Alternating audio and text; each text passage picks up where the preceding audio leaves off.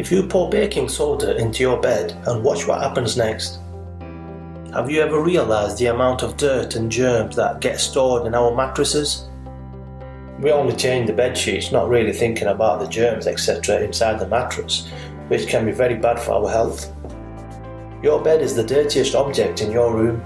This fact gets significantly harder to swallow when you consider that you spend about a third of your life sleeping in it.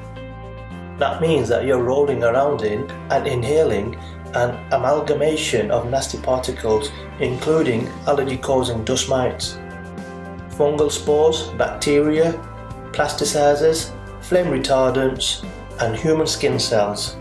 8 hours a day, 365 days a year.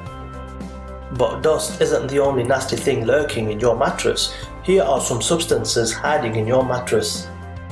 Lotions, creams, makeup, and hair products can bleed from a person's skin or hair into a mattress. Sweat. Humans produce up to 26 gallons of sweat in bed per year. Allergens. Your bed contains dust mites and dead skin from cats, dogs, and cockroaches, which significantly contribute to allergies and asthma. Food. Crumbs or liquid food spills can seep into a mattress. Bacteria, skin, oral, intestinal, fecal, and genital bacteria can sink into your mattress. Skin cells. The human body sheds about 500 million skin cells per day.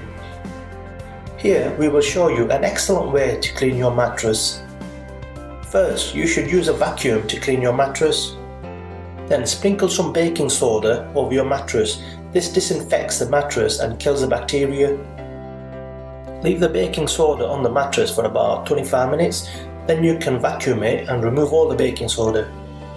Your mattress should now be like new again. You can also spray some essential oil onto your mattress, which will give it a nice smell. You should try this trick, it's very easy to do.